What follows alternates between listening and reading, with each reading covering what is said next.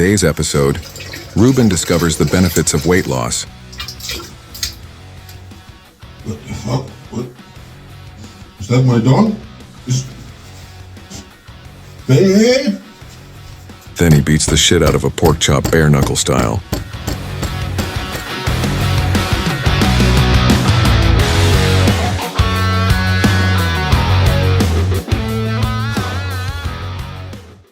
Hello YouTube. Today we are going to take a deeper look into the food. I have posted something on my blog, fit440.blog, that you can download for free.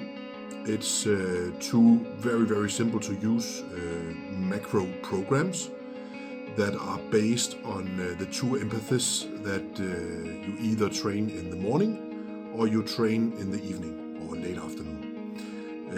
Depending on what you choose and how you do your workout, what time of day you do your workout, your diet needs to be adapted to that. So there's a difference between when you take in the different macros, when you need to load heavy on protein, when you need to do some carb loading as well, and so on. Personally, my life seems to be going better if I train in the morning. So for me, training in the morning gives me energy for the rest of the day. It wakes me up. If I don't go in the morning to train, I'm gonna sit and yawn for 2 hours, no matter how many cups of coffee I have. So, but that's just me. The idea is that no matter if you train in the morning or in the afternoon/evening, the emphasis on protein needs to be extremely high. And the reason for that is something called protein synthesis. This is the mechanism in your body, we all have it.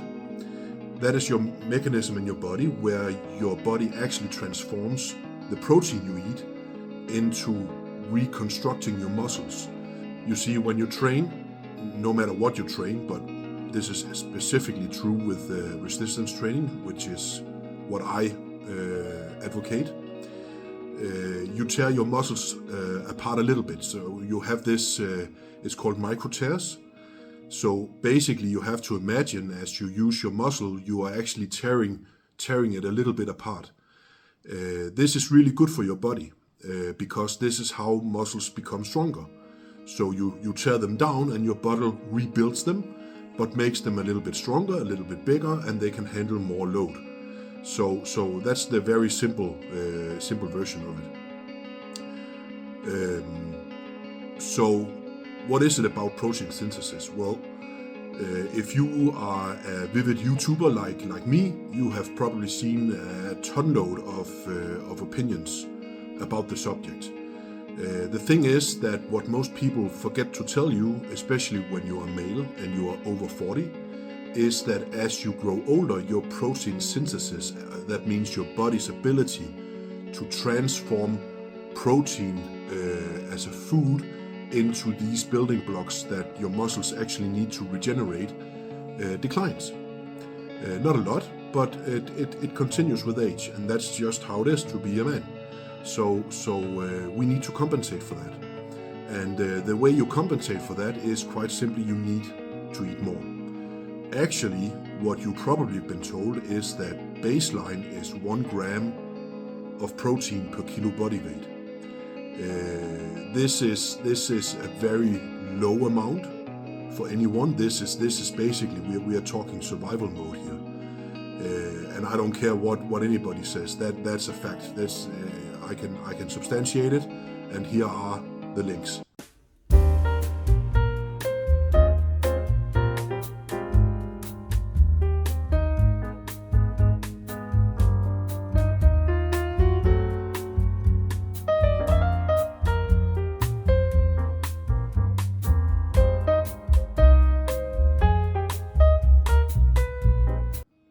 So how much protein do you need? Well, science says that it can be all the way up to 3.3 grams per kilo body weight.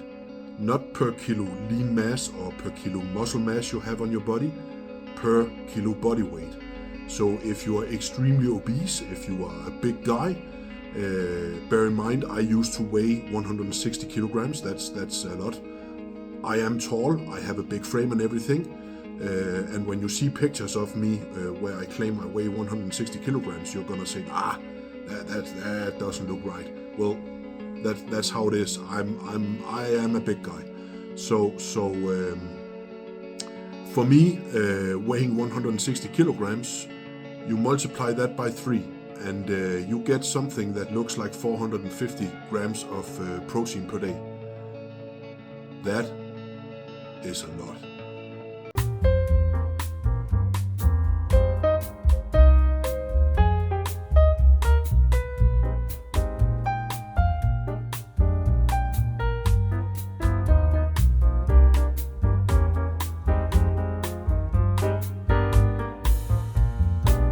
So how do you eat that much protein? Well, it's hard. I can tell you it's hard. And you may need help. And when I say you may need help, I'm talking about protein shakes.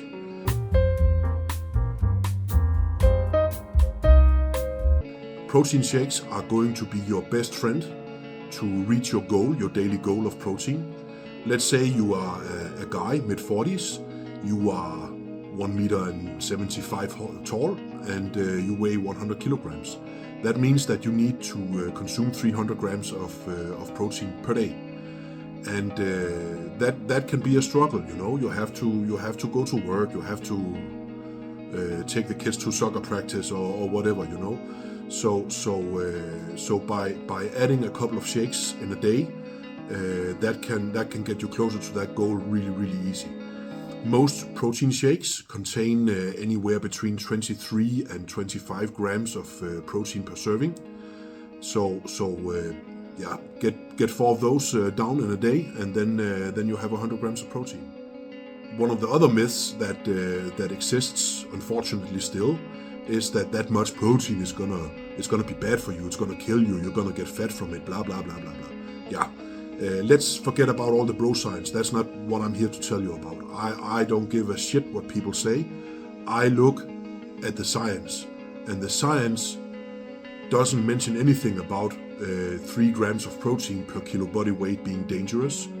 What can happen, what can happen, and there's no guarantee it will happen, but what can happen is that when you eat a lot of good fats, like olive oil, avocado, peanut butter, coconut fat, and so on, combined with a high protein diet where you eat 3 grams of protein per kilo body weight, your body can become a little bit acidic.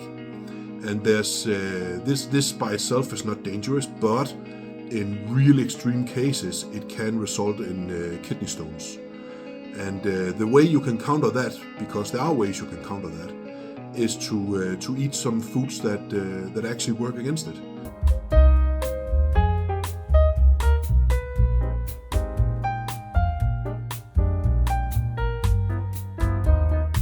For instance, broccoli is one of the foods that fixes this. You can also drink high pH water. I do that myself. I usually drink water that is pH 9.4, so it's alkaline water, and that kind of balances the acidity out in your body, so you don't risk having these kidney stones. So anyway, what I was planning to do today was to drag you through a full day of eating with me. I'm gonna show you because when I tell people about this, they think, oh my God, you are in the kitchen all the time, and I'm even in the kitchen now. So not a very good commercial, but I don't spend a lot of time cooking, as you probably know already if you saw my first video on the meal thing. I do prepping, especially of the protein sources, every week. This takes me a couple of hours every Sunday or something like that. And then I have what I need for an entire week. So what's left? Well, what is left is all the trimmings. So that's the salads, it's the veggies, it's the rice, potato, whatever I feel like eating. But The most important thing is that it's all matched up to my diet plan. Anyway, we need to cook.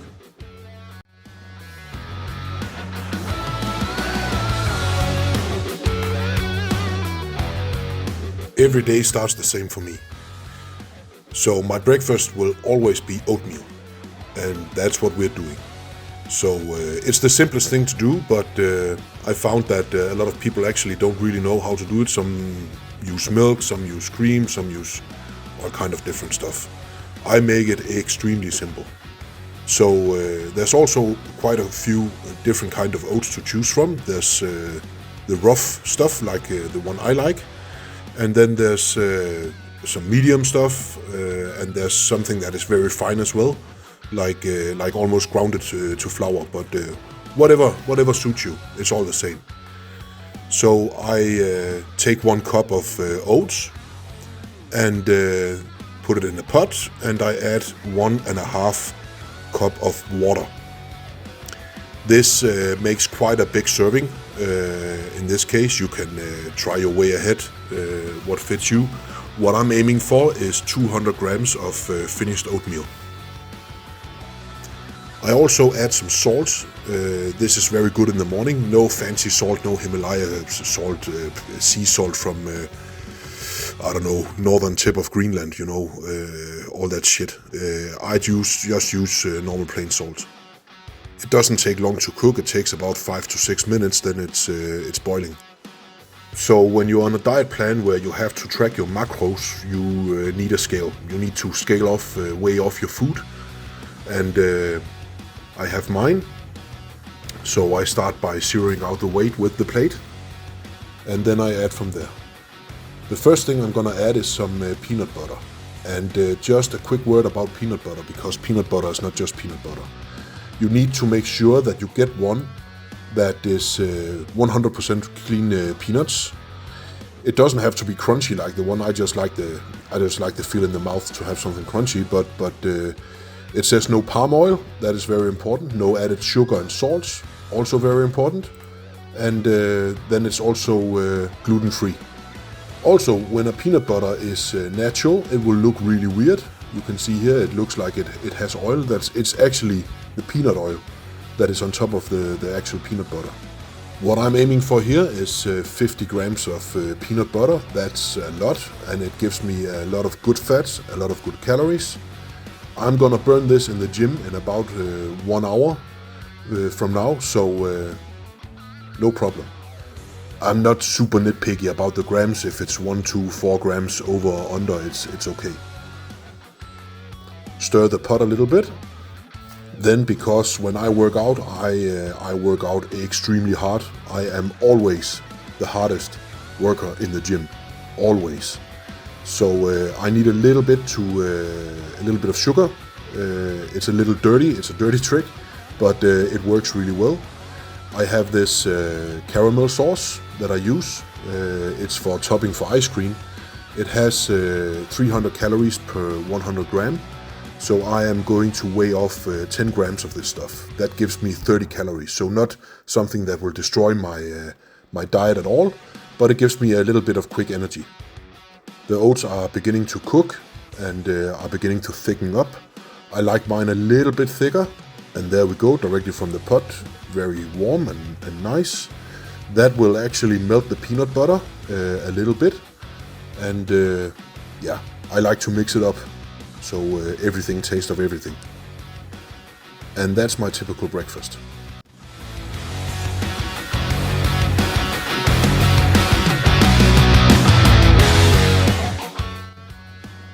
Okay, this is how easy it is when you have done your meat prep. So I have my prep meat here. One chicken fillet. Nice. I have my lunchbox. If I'm gonna eat at the office or whatever, you know, you can prepare it, you can bring it. Also, just use it to eat from if that's your thing. So anyway, what I'm gonna do is I'm gonna take half a red onion. Gonna peel that really fast.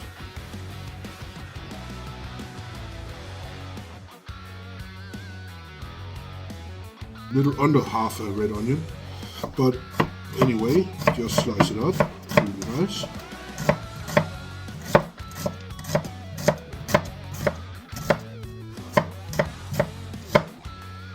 This is not, there's no really any carbs or proteins or anything in this stuff. There's some micros. Yeah, it's more for taste. Let's just say it's for taste, but it's nice taste. Free taste. Then we do the same with the chicken. And it's cooked, so I'm just using the same board and the same knife. It doesn't matter at this stage.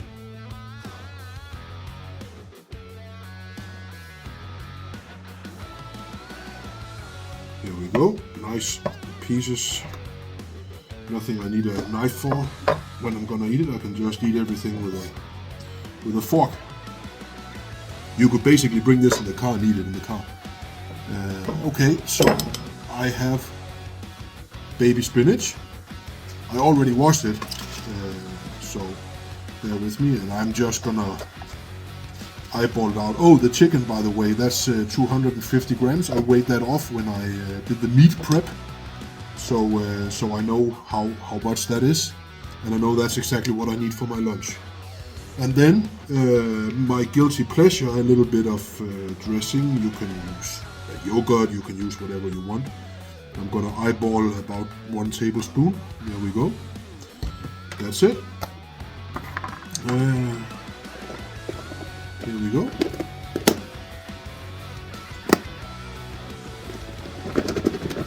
And we give it a nice shake. See what happens. Oh, that's beginning to look nice.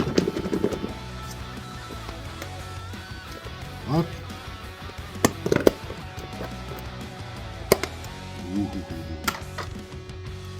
Now look at this. Ready to eat. How much did that take? 3 minutes. Wow. Wow. So that's what you get if you plan ahead a little bit. Cool.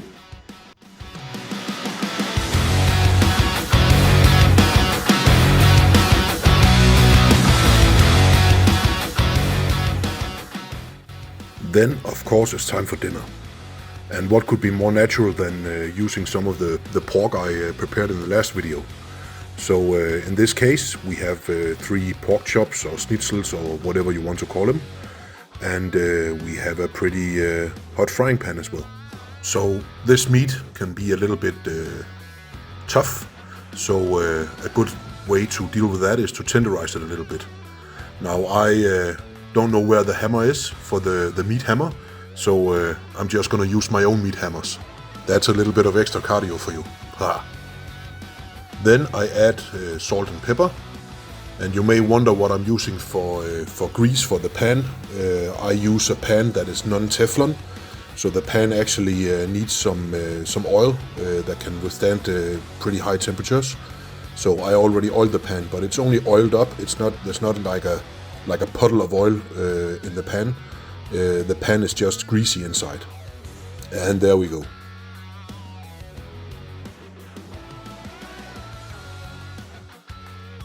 I like to use frozen veggies, and in this case I'm having some broccoli for dinner. They're frozen. I can buy a huge bag. They're fresh. These things usually get frozen pretty soon after they have been harvested, so I have zero issues with that at all. The broccoli gets half a cup of water, and then I just turn up the heat and let them steam. I'm gonna have some rice with this, and I do that a lot. Rice is a tremendously good source for carbs, good carbs, and I'm using a rice cooker. I can strongly recommend investing in one. Doesn't matter if it's cheap or expensive or whatever. It just makes life so much easier when you eat a lot of rice. So I'm gonna weigh off 200 grams of white rice. That's a decent amount. Then the pork chops get a flip. And the pork chops are ready. They need to fry for about 8 to 10 minutes, no longer than that. Good heat, but make sure not to make them dry. I'm weighing off 300 grams of pork chop here.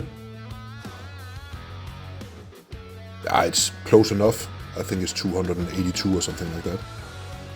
And then the broccoli is ready as well.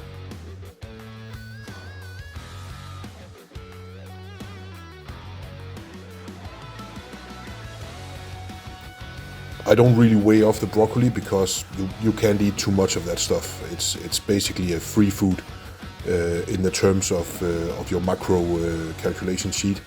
So how much you want is completely up to you. Same goes for kale and cabbage and that kind of stuff. And then a small trick of the trade. I don't make commercials for any brands in particular. I bought this because it was cheap and it tastes good. So there's a lot of different brands that advertise zero sauce, and usually you can get sweet chili sauce, you can get barbecue sauce, and so on and so on. And the cool thing about it is that it has 0 calories or 1 calorie per serving, so it's extremely low calorie, and it packs a shitload of taste. So for a meal like this is an absolute go-to. And there we go, dinner is served. I just mix it up a little bit, and ready to go.